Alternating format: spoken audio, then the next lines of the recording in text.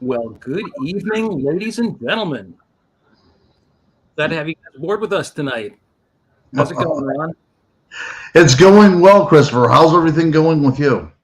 Very, very good. Kind of excited for this evening's show, actually. I am. I'll tell you what. This is our third show so far, and this is going to be one of the better ones, I think.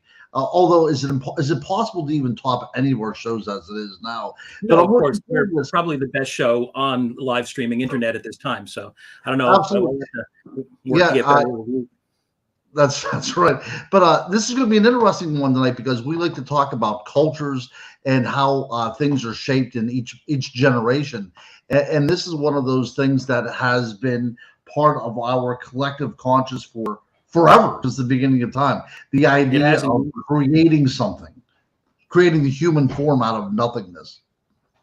very good. Looks like we got Jeff back tonight. Jeff Hilton, how are you? Paranormal Girls in here. We got looks like Mary Beth Reimer, a whole bunch of folks stopping in to say hello to us tonight, which is fantastic. And as Ron was just saying, we're going to be talking about a subject that very, very near and dear to my heart. I'm very fascinated by philosophy and by human culture, and the idea of immortality and, of course, life after death are two of the most important questions that man has asked themselves over the course of the centuries. And one of the best expressions of that in the last few hundred years has been the seminal novel Frankenstein. And when I was a kid, and I feel like I start every one of these with a when I was a kid story, but it's hard not to because I got into monsters so much when I was a kid. But when I was very young, I loved werewolves and I loved Dracula, and these things didn't frighten me. I was fascinated. I wanted to be a werewolf. I wanted to be a vampire, but I was terrified of Frankenstein. Yeah. Frankenstein was something that, to me, this big lumbering sort of killing machine, as he is in all the classic movies, was something that I always found terrifying. And of course, Frankenstein's always this huge hulking creature, and it's a terrifying image, and it's nightmarish. So for me, it's always been one of the real sort of boogeymen in my subconscious. You know what? It's actually the opposite for me. I was always terrified of the monsters, and I think it was because Frankenstein's monster, was so human. You know what I mean? Like, and he is kind of like this tragic figure who's thrust upon the stage that he doesn't want to be a part of. But my grandmother, who was born in 1926, this was her most frightening nightmare whenever it comes to any a cinema type of creatures. There is something about the Frankenstein creature that is immediately attractive and immediately repulsive at the same time. And I Very think much that so. as we will discuss this show, we can talk more about it. But and I hope we do get to the cinematic versions of this as well too, because there have been some that have done quite well. Whenever you see really from the monster's perspective. And then there's been some that are just schlock as well too. But that's one of the that's the reasons same why. with any films. Yeah, That's right. it's That's right. But Chris, that's one of the reasons why I enjoy doing these shows so much with you, is because we get to delve into so many different aspects of what a monster is. and it's fun because I like to think that monsters brought me to history, and I'm Yep. fascinated by history, even though I was, as a kid, not interested in history at all. In school, I found it a very boring subject, but as a young adult and growing into adulthood, as I started to study legends and folklore, you can't study legends and folklore without studying all the history that surrounds it, and that's how I came to be sort of a armchair history nerd, is because of monsters. So I think I can thank Frankenstein, Dracula, and all these creatures for giving me the love of history that I have today. But yes, Absolutely. the monster has always, the creature has always been this figure of both pity and fear at the same time. And one of the things I wanted to kind of launch with tonight was the age old question of Frankenstein: is the man the monster, or is the creature the monster? Because depending on the film that you watch, of course, I think most people by now understand the creature, although we call the creature Frankenstein all the time, and I'm as guilty of it as the next, was never given a name. In the book, there's no name for the creature. It's referred to as the wretch, my wretched creation, et cetera, but it's never given a name.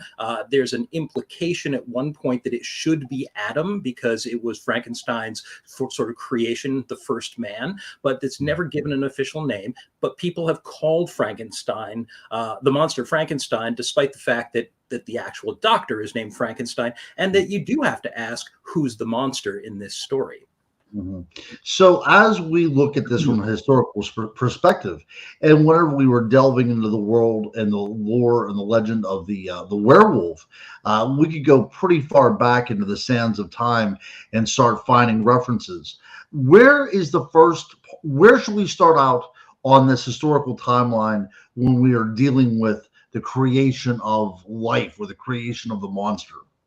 Well, one of the things that I actually love to bring up is the fact that the book Frankenstein had a subtitle. It was called Frankenstein, the Modern Prometheus. Mm-hmm. And the Promethean myth, an ancient Greek myth, refers to one of the Titans, one of the ancient races that's supposed to have inhabited the world, from before the time of man. And this Prometheus, this Titan by the name of Prometheus, saw that the gods had the power of creation, basically the fire of creation, and felt that mankind, shivering in caves and cold and afraid, would be benefited by having this power. And so Prometheus stole the creation force, the fire, from the gods, Zeus particularly, and brought it down and gave it to man. And in doing so, Prometheus was cursed, and in the old legend, Prometheus is cursed and punished by Zeus. He chains him to a rock, but because the Titans were immortal like the gods, he curses him to have an eagle come every day and eat away at his flesh. And then every night his flesh grows back because he's immortal. And then by day, the eagle tears at his flesh again. So there was this perpetual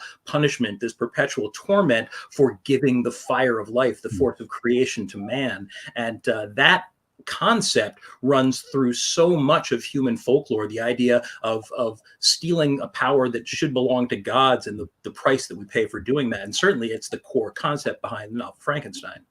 Absolutely. Now, the one interesting thing about this, and as we go, we're always going to be able to touch on the idea of religion as well, too, because there's a religious element to this as well. So not only is Prometheus seen as being in a perpetual punishment, but also a perpetual sacrifice for what he has done for the human being as well too. And it's interesting to point out that his name actually means forethought, that he had enough forethought to want to see this human race that was struggling and living in caves as animals to have that little boost that was needed in order to get them up to where we needed to be. So at that point, he becomes almost like a not only a cultural figure, but a figure of salvation for us as well, too. This is actually pretty common in mythology, the idea of the name of a character becoming the actual concept or being born from the concept of the character. You were talking about religious versions of this myth. I think one of the earliest that certainly goes back to long before the time of the birth of Christ, into BC, was the Judaic myth of the golem.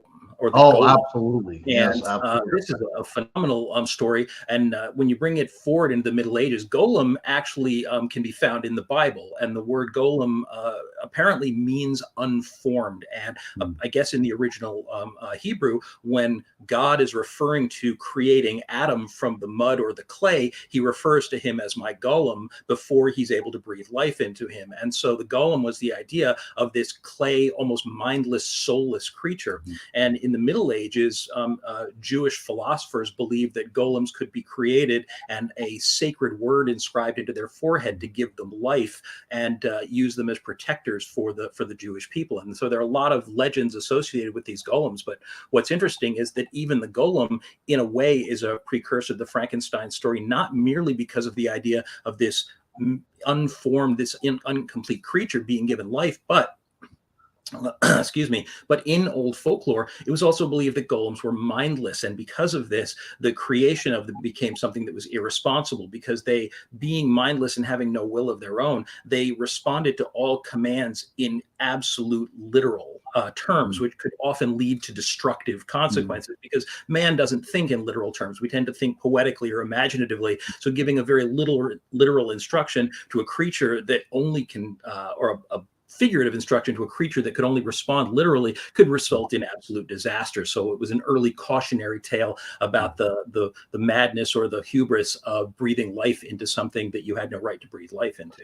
Right. And we can see this though in the film of Frankenstein, whenever he acts on impulse, especially with the famous scene of the little girl being tossed into the pond. Of The course. idea that he doesn't quite understand the idea between right and wrong and what is needed to be a human being. In the Middle Ages, philosophers were kind of the precursor to what we think of as scientists today, even though most of their ideas were based more on magic and observation of the universe within sort of magical frameworks than on real science today. But philosophers became obsessed with the idea of creating life. And I think one of the earliest versions of sort of translating this into what was believed science was the homunculus. Homunculus, I believe, literally translates to little person, but it was the idea that by using mystical forces, things like breath, putrefying materials, all these different organic compounds, that you could magically create life. And I think there was probably at least some connection between this and the idea of spontaneous generation, because people would always observe that from death, life would often arise, flies from a dead body, maggots and things like that. I'm sorry, I know it's a not a particularly attractive subject, but the idea of spontaneous generation was very popular for centuries. The idea that life, literally, that was how it sprang forth from dead material. And ironically, of course, that's not altogether untrue. They just didn't understand what they were witnessing, and so they sort of imbued it with divine ideas. And so the idea among philosophers came that you could intentionally create these little sort of micro humans or creatures that were they're artificially created, and again, give man the power of creating life. And this is, I suppose, one of the reasons that a lot of ancient alchemists were sometimes burned as heretics. They were certainly often arrested, is because throughout all of these periods of time, you obviously had a fairly deep base of religion, and these people were seen as flying in the face of God. Right.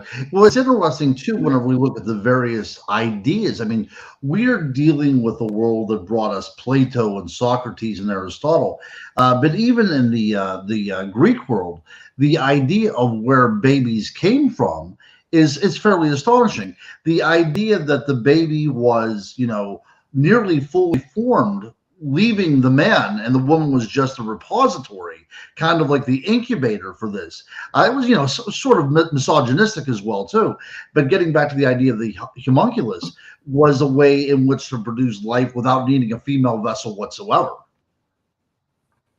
And that they discuss that in a couple of the more bold Frankenstein movies. They have Dr. Frankenstein sort of prattling on about the idea of why in the course of creation does one have to have a woman when a Right. human being could be formed in a test tube, which is Right. very interesting for people of our generation, because of course that debate has been something we've seen fairly recently. Now, Jeff Hilton had a question just a moment ago. Let's see, I don't know if I can bring it up because I lost track of it, but I know that what you were asking, Jeff, was the idea of whether, there it is. Thanks, Ken, behind the scenes, for doing that.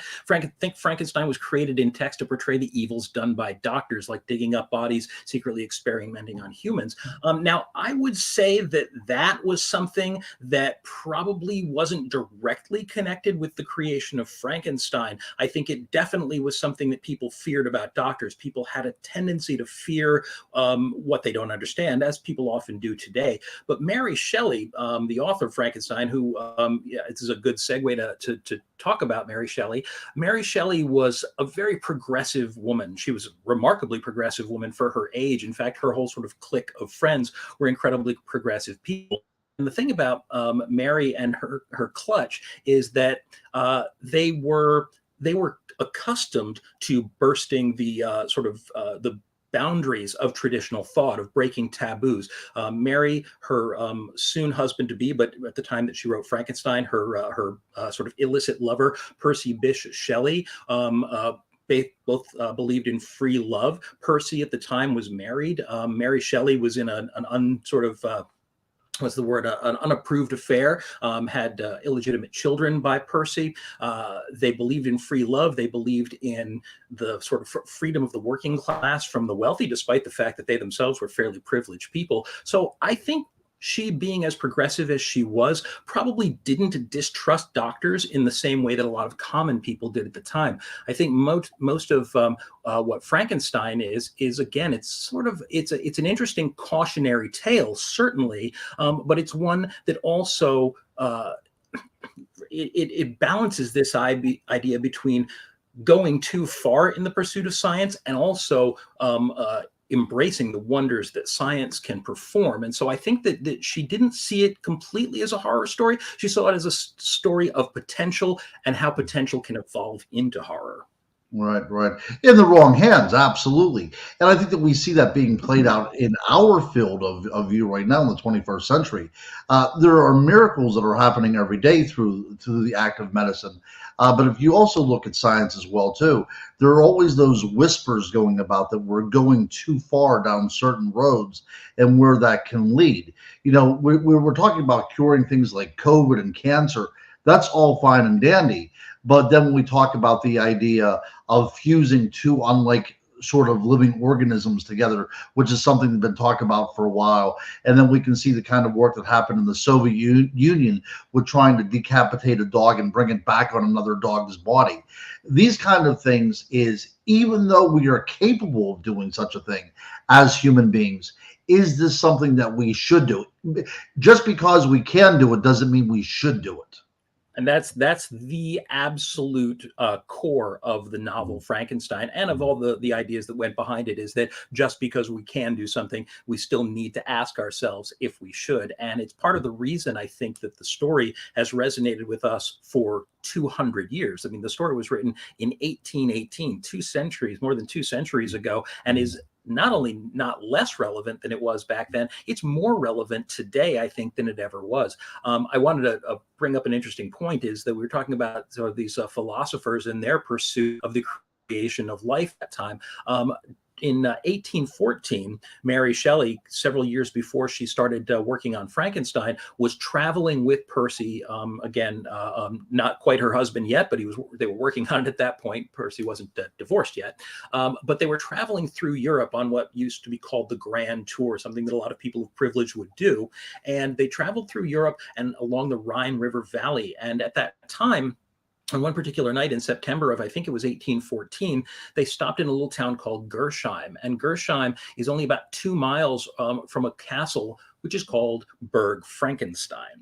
It was the ancestral home of the Frankenstein family and had been for centuries. And a young man who about 200 years before that had lived there, not quite 200 years, look at about 150 years before that, who had lived there, was named Johann Conrad Dippel.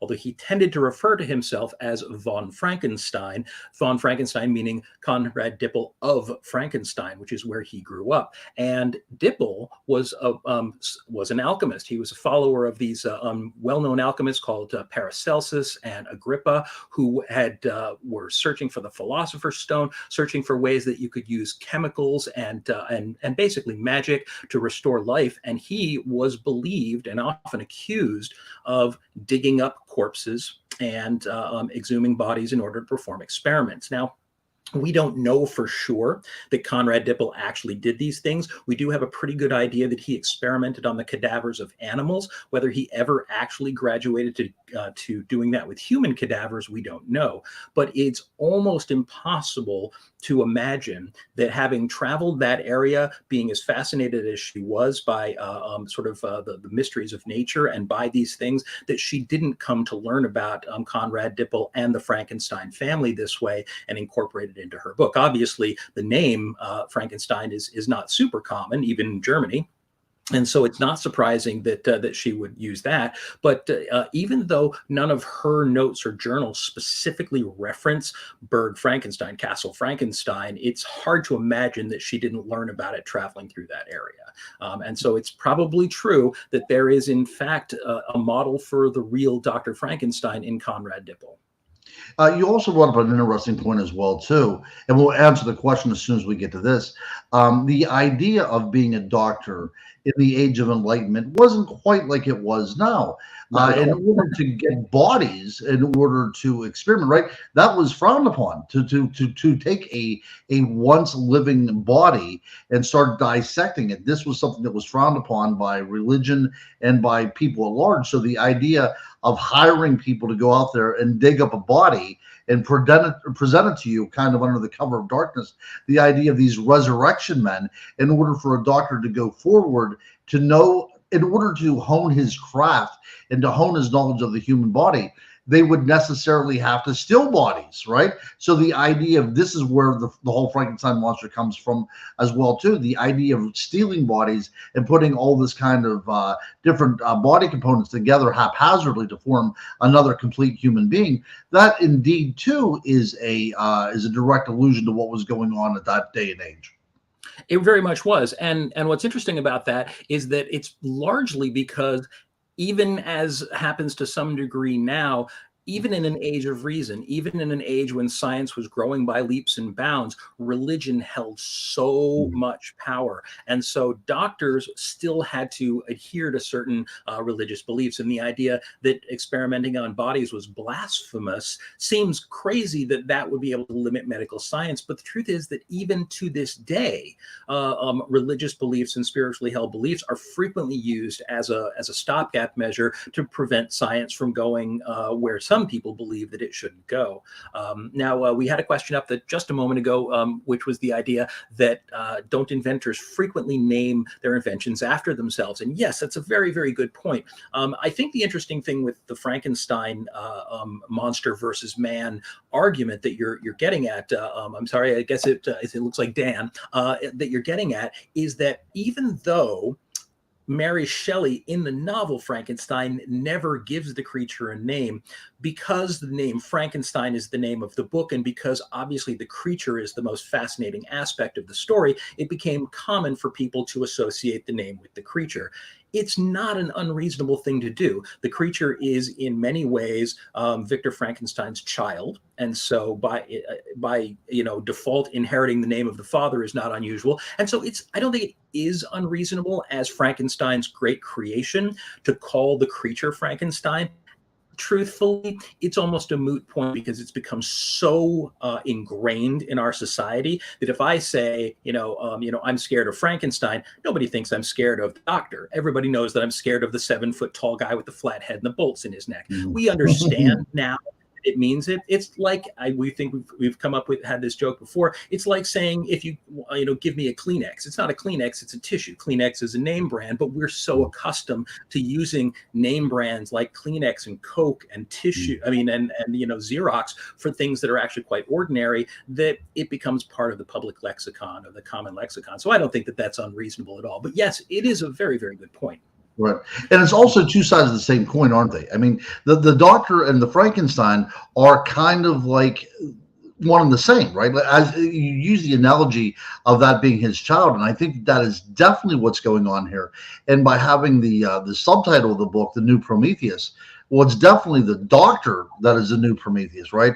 But the Prometheus in which he created, unlike the one that's putting out some sort of culture to the human race, it actually becomes a destructive force within the human race. Yeah, absolutely. It looks like we have an interesting comment here from Jeff. Says, even during the Civil War, experiments were being done by sewing on arms and legs of dead men under the living in hopes they would function normally.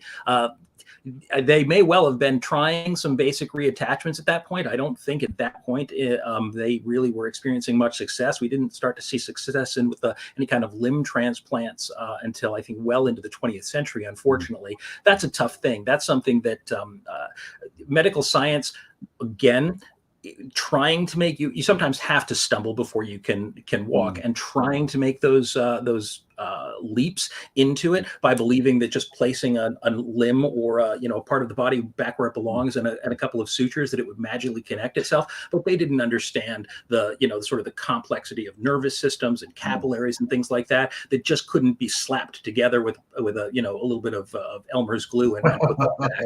So Yeah, to put things into perspective, I mean, George Washington died in 1799. And even whenever he was on his deathbed, the doctors that were tending to him thought it was best if they would continue bleeding him. I mean, that was something that went on to a very late stage. The idea of putting leeches on people, the idea of opening up veins to get kind of the bad stuff out of you, the bad humors, as it were. I mean, that was part of the medical mainstream, right? This is how we cure bodies. And to think that now what Shelley now does and what we see now is the use of electricity. And as Paracelsus was using things like minerals to treat a human body, which was light years from what anybody else had thought of before. Now we're getting into the idea that we can now start harnessing parts of nature because we are capable of doing such things now. And because we are capable of harnessing these things, we can now exact them to our purposes. Now, an interesting, you were, talking about the different sort of chemical and processes that people were relying on, and Mary Shelley going into the idea of electricity as a way to reanimate the creature. She doesn't really lean on that in the book. That's really been elaborated quite a lot in the movies, but she does hint at it with some early scenes in the book. But that's based so much on galvanism. There was an Italian sort of philosopher scientist. He was Italian. I think his name was Luigi. It was Luigi Galvani, but galvanism is named for him. And we still use galvanism to this day. We call, you have galvanized metal items. The idea that by putting electricity through a conducting, surface, that you can actually sear, an outer coat like metal or aluminum onto it. So it's a very powerful process, but it was also believed, because people could observe, that small charges put into the muscles of like a frog leg or something would cause them to kick, something that at least when I was a kid, they were still doing in school to show people the process of biology. The idea that could be used to re-imbue a charge to bring a body back to life didn't seem crazy, and now we know that it's not. It's we use defibrillators to jumpstart hearts and bring people back to life. So the idea that even though it was an early attempt at science fiction, that Frankenstein in a way isn't really science fiction at all. Almost everything that goes into the creation of this creature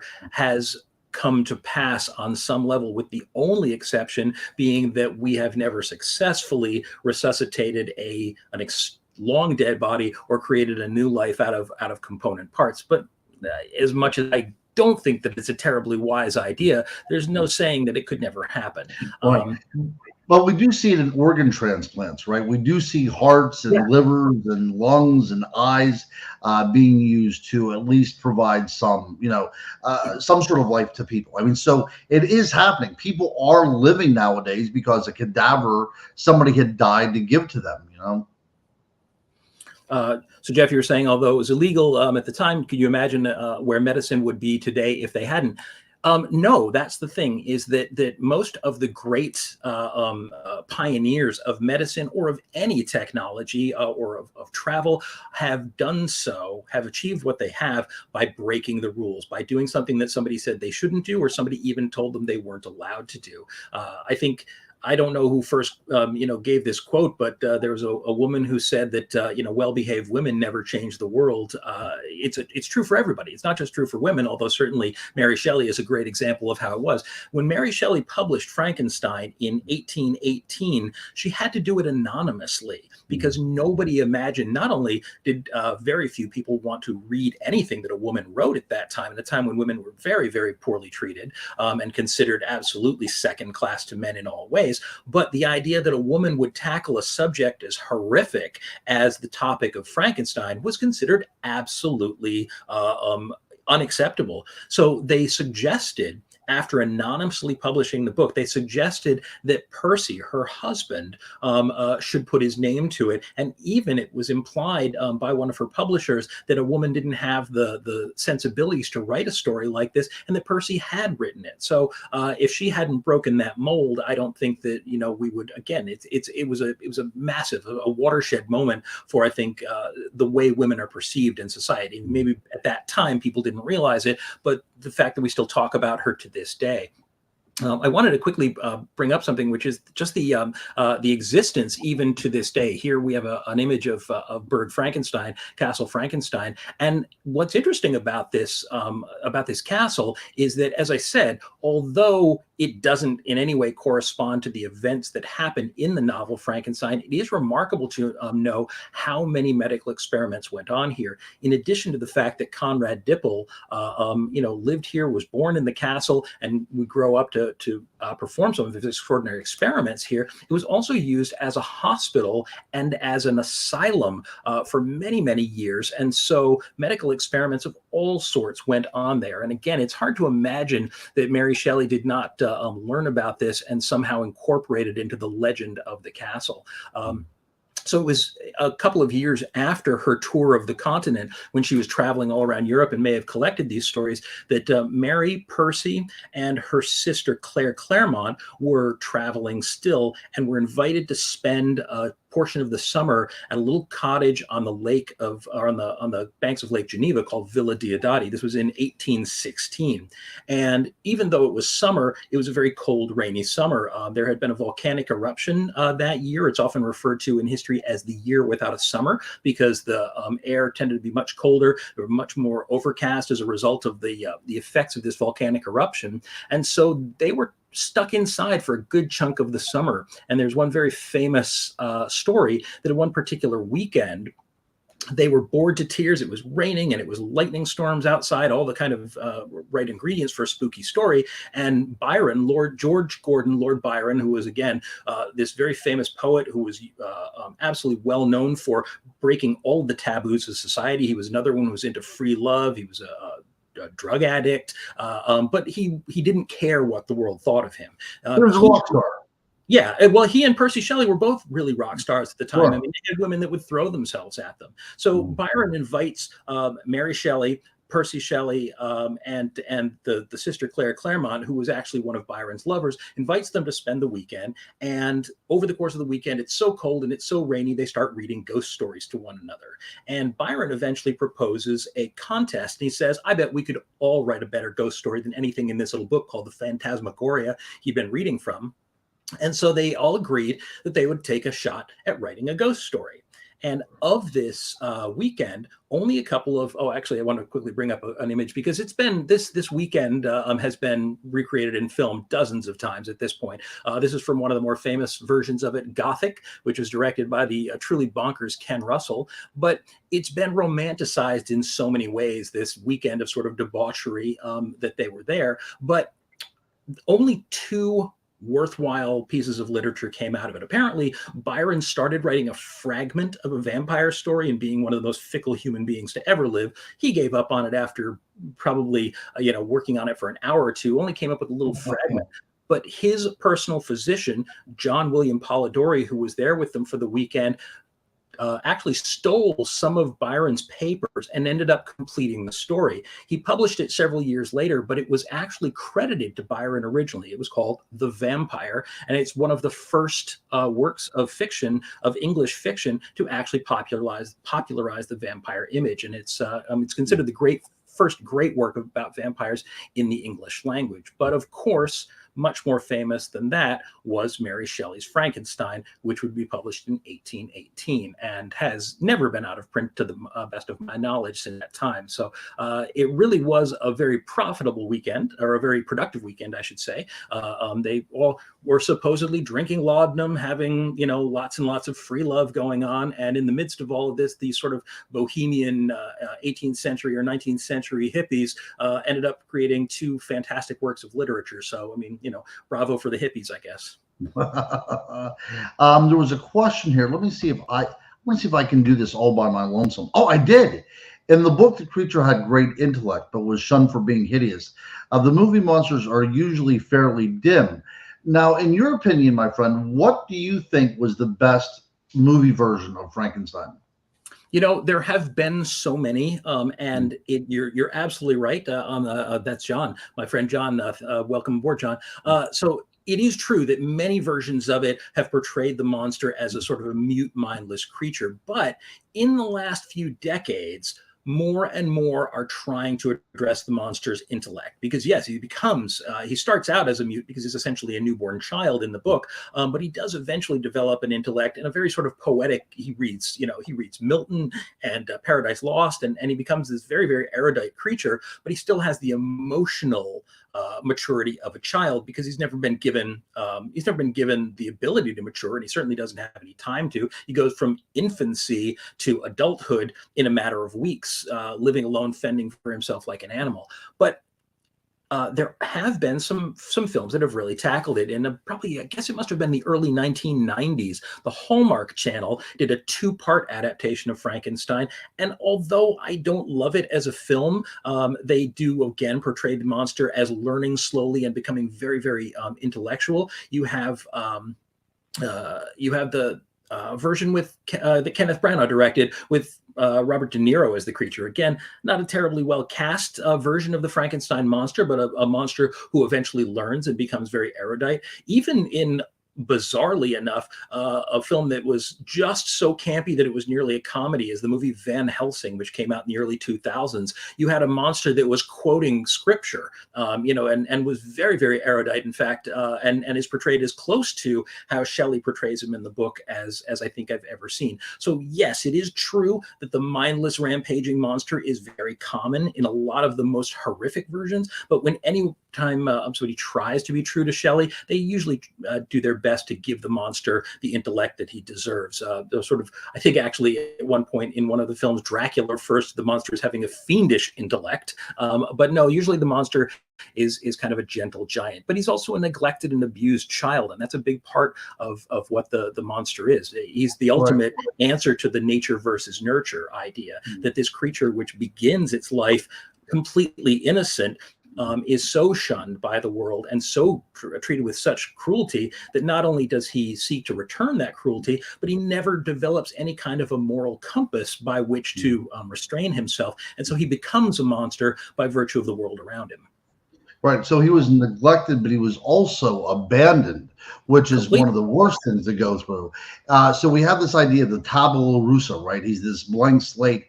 And really, it's humanity that is etching everything that he becomes on this blank slate. So he starts out, as you said, a newborn, as it were. Even though he's made up of all these different pieces of human beings, he starts out with these open intentions, and it's the way that he receives the responses from the human race, which leads him down this disastrous road, because he learns from what he sees around him. And again, a great commentary upon who we are. As a matter of fact, in the book, one of the most heartbreaking moments in the book, because the book is very tragic. I mean, it's tragedy after tragedy. Both Victor Frankenstein, endures tragedy after tragedy, even those tragedies, the death of his mother, which lead him to create the creature because he wants to do something right. Victor Frankenstein is like the ultimate supervillain. In all great comic books, supervillains usually don't start out wanting to be evil. They want to do something right, and they've usually been treated poorly, or some great injustice has been done to them, and they want to fix the world. But in attempting to enforce their morality on the world, they become the thing that they hate. This is very much Victor Frankenstein. He endures all these tragedies in his life. He decides that he wants to, spare the world the horrors of death, but in doing so, he never considers the consequences. And so, as we were saying, when he gives life to the creature, he watches the creature open its eyes, and he had this intention of creating this perfect man. He wanted this beautiful, immaculate creature, and that's what he imagined. And the creature first opens its eyes, and it's these dull yellow eyes. It doesn't sit up and start quoting scripture. It's basically it's a resurrected dead thing that the book seems to imply doesn't have a soul, which is a little bit of an interesting issue, because just to bring it into perspective, that while Mary Shelley was a very progressive person and certainly believed in science and was not a terribly religious person, she was also the product of her age. And the book's implication that you can't just resurrect the dead because the soul goes elsewhere when a person dies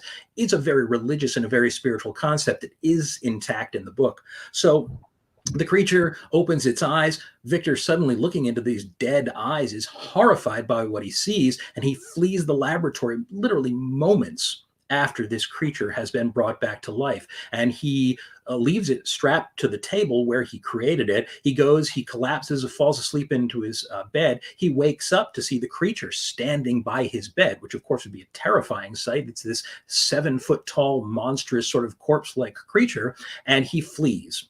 He leaves the creature in his apartments, he flees, and he doesn't come back for a long time. By the time he comes back, the creature is long gone and has gone into this world, this abandoned, sort of neglected creature. So it's a terrible start, but the creature itself is also, again, just a product of tragedy, and it eventually finds its way to an abandoned cab or a little cabin in the woods with an abandoned shed. And it crawls into the shed to protect itself and to get some shelter from the winter, and can look through a crack in the shed and observe this family. And he sees a blind old man with a lovely young daughter and a brother, and they just seem so loving and so good. And he not only starts to learn about love and about kindness from this family, but he also listens to them and he learns to speak, which it's a little bit far-fetched to learn to speak, but you do have to imagine this creature has an adult brain that just kind of needs to be rekindled. So it's not too difficult to accept.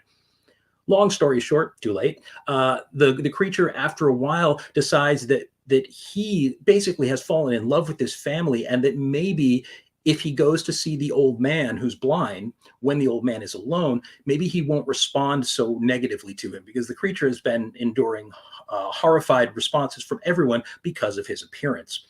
So he goes to see the old man when he's alone. The old man treats him with kindness, but when the family come home, they immediately see the creature. They're horrified. They chase him from the house, and the creature has the one family, the one sort of group that ever treated him kindly, or rather that he ever viewed with kindness, suddenly shun him and drive him out into the cold. And that's what breaks him. That's what absolutely breaks him in the book. And at that point, he feels like no matter what, there's no way he could ever, have companionship, no way he can ever know anything but hatred and fear. And that's, I think, the moment when he truly crosses the line and starts to become a monster and decides that he wants to take revenge on his creator.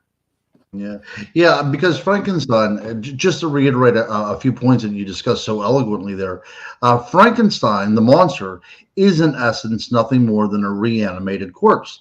That is the idea of the soul. Where does the soul come in?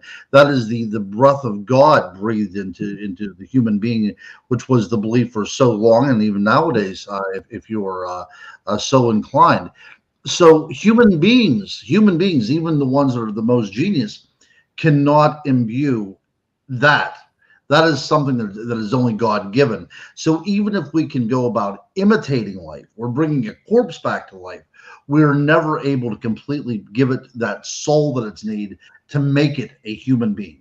So I think that he, at the very offset, the tragedy is, no matter what Victor Frankenstein was going to be able to do, he was never going to be able to completely make a human being, because you'll never be able to put a soul into that creature.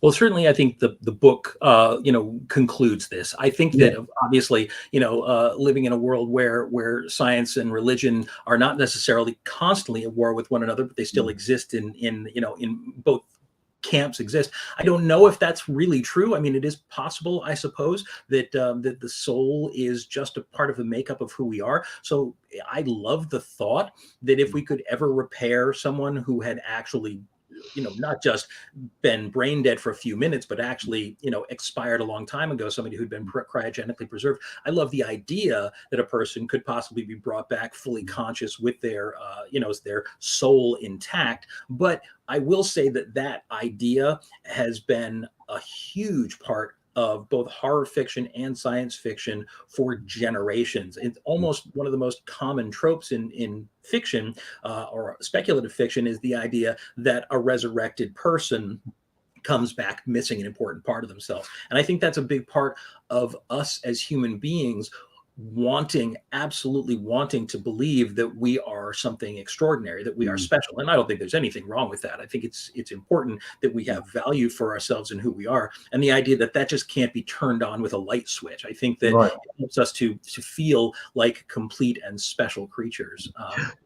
Right. So I think going down that line, when we look at how Frankenstein has so shaped the way we look at the world around us, when we start looking at other movies, the more recent movies, such as Blade Runner, you can actually see the idea of the Frankenstein and the Blade Runner as well, too, with the idea of replicants and how you prove your humanity. And that very famous scene whenever the Rutger Hauer character is sitting there dying and he's going through all of his memories, he starts waxing poetically, even though he's a created replicant. And also Steven Spielberg's AI. So it doesn't have to be the Frankenstein monster. You talked about tropes. These are things that are still being repeated with us even to this day. It's just under different titles, but it's still that same essence, isn't it? Well, and very much is, because the core of the story is about what makes us human. And that's certainly it's one of the dual concepts of it. One is our responsibility. A huge part of the story of Frankenstein is about being responsible for your creations. I mean, it is a story of a child who's abandoned and a neglectful father. The reason that I think that the question of who's the monster, who's the monster here, Frankenstein or his creation, is that neither of them are the monster and both of them are, because both of them do something terribly evil, but neither of them starts out that way. Victor Frankenstein never sets out to do anything wrong. He ends up just being horrified by the results of his work. And a subject that comes up a lot on this channel, because I think it's the nature of monsters, is hubris, the idea of being so certain that you are right and that you are infallible that you make a terrible, terrible choice. And that's what Victor Frankenstein ultimately does. He makes he goes against every piece of advice from his professors, from theologians, from everyone who he speaks to, who he tells of his ideas. They all say you're playing with fire. You're playing with something that man shouldn't play with. And he thinks that he's better than everyone because he will change the world. He will erase death from existence, never stopping to think, even as a scientist, that death serves a very important function in the process of life. And what would the world be like if people never died? If people never died, we'd have to stop having children, or else we'd be doomed in a generation. So it's the idea of never considering the greater well of consequences for that. It's not thinking beyond yourself, because it was because his mother had died that he was looking for the cure to death. And I think that was probably one of his fatal flaws as well, too, that, not only the idea of this hubris, this overwhelming pride, but he also would not look outside of his own circumstances. He was only thinking about himself. Now, it's interesting. We were talking about the fact that the story has lasted for as long as it has. I mean, published 200 years ago, but the adaptations, the film adaptations, and before the film adaptations, artwork, plays, although one of the very first films, and we discussed this a couple of weeks ago when we were on Dead Air, one of the very first films ever made was an adaptation of Frankenstein. This was Thomas Edison's Frankenstein on his kinetogram. And this was a fairly short, it was only about 10 or 15 minutes long, little micro adaptation. But it's remarkable to think that this man, who was such a scientific pioneer, used this brand new technology that people were afraid of to create another version of a technology that people were afraid of, which was the resurrected child. But people were terrified of photography. People were terrified of moving pictures. People would go to cinemas and they would see a train rushing towards them in the cinema, and their fight or flight instinct would kick in. So it's a little bit ironic, I think, to imagine that this frightening brand new technology would be used so early on to actually portray the story of Frankenstein. I guess it's very meta. It's life imitating fiction. Sure. And then we also see the advent of electricity within the story as well. Of course. Yes, absolutely. Now, of course, over the years, there have been countless adaptations of Frankenstein. The number of actors who have played Victor Frankenstein, the number of actors who have played the creature are absolutely legion. And it is because the story continues to appeal to us. And every few years, you know, John Subert, a few minutes ago, you were talking about adaptations where the monster is mute and, you know, and mindless. But as time has gone on, we're actually tend to be making more Frankenstein movies where Dr. Frankenstein is seen as the monster and the creature is considered to be more sympathetic. One of the images here down in the lower right-hand corner is of the creature from a fairly recent television series on Showtime that was called Penny Dreadful. And Penny Dreadful absolutely portrayed the creature as Shelley intended. It's a sensitive, artistic creature. It reads, but it's also brutally violent as necessary because it's never developed any kind of a moral compass. And I think it's probably one of the truest portrayals that I've seen.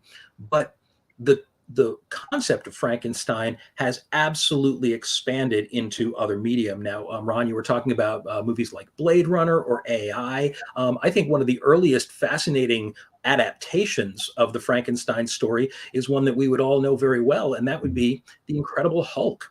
Now, The Incredible Hulk is a really interesting case of this because this was the atomic age Frankenstein. I know you don't necessarily think of it that way when we see Hulk in movies today, but even the original portrayal of the Hulk as shown here is very much like a Frankenstein creature with the glossy black hair and the flat top.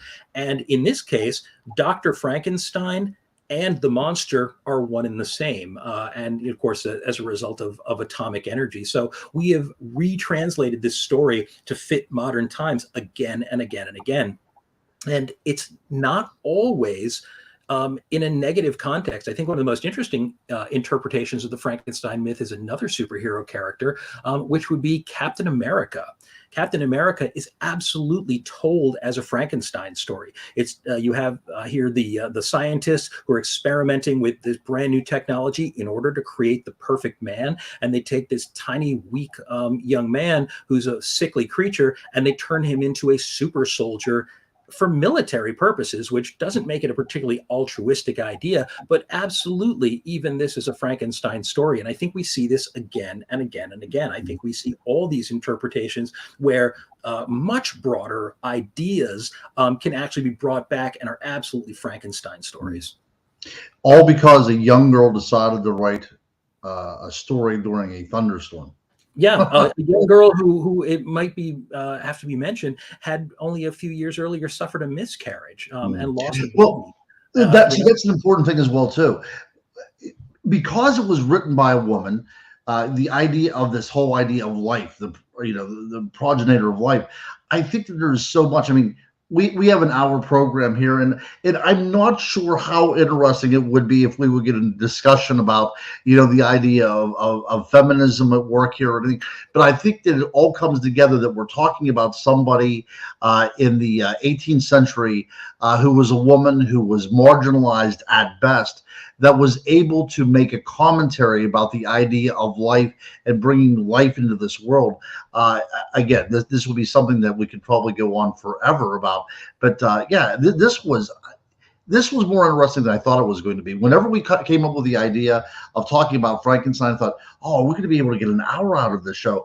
But this was really cool. I actually do. We still have some time. I just wanted to make that point there because even the guest over here and Jeff Hilton, he's a regular now. So this is good. And he always has some good questions as well. And we actually just had a question from Dom as well. Dom X, where does Jekyll and Hyde fit into this? And I think that's an interesting question. I think the story of Jekyll and Hyde is more of a werewolf story in a way. There is no single great work of literature about werewolves, but I think if you had to choose one, because a werewolf story ultimately is the story of the bestial nature in man. And you're certainly right in observing that the Frankenstein creature is a creature that doesn't have any limits on its ethics. It doesn't have any moral compass. And so its bestial side is definitely a big part of it. But I think that Jekyll and Hyde, maybe you're more right than I'm even giving you credit for, because it is a story of science gone awry and a story of man's hubris. So, you know what, I'm gonna back off on that a little bit and say that I think in a lot of ways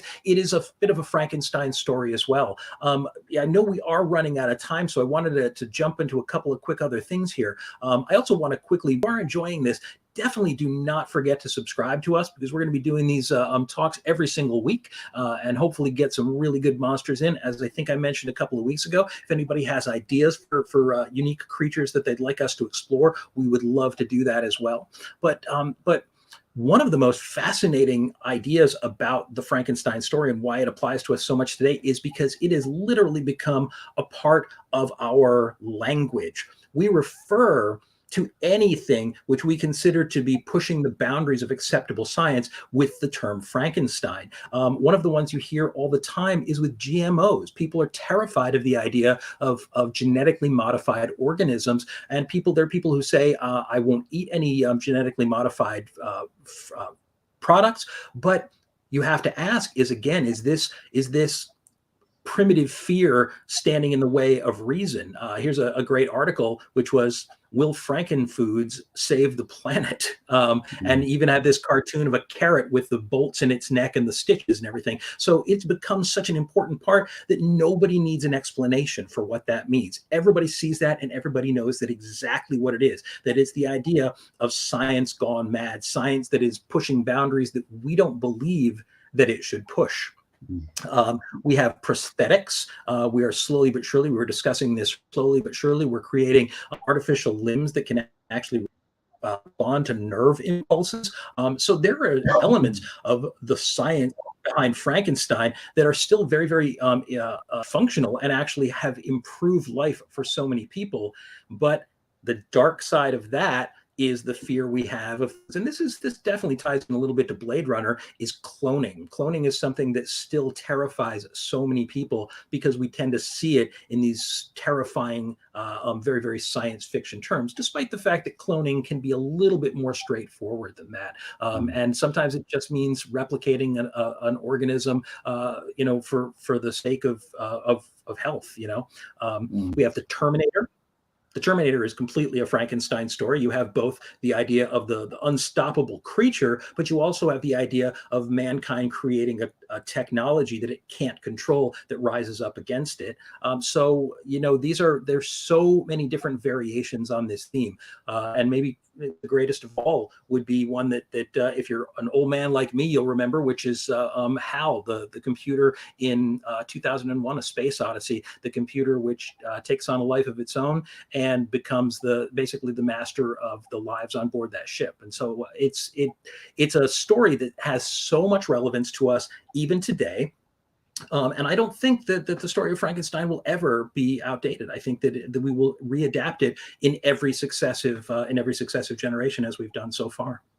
Absolutely. Like you said, it's part of our collective language, or our collective conscious and unconscious as well, too.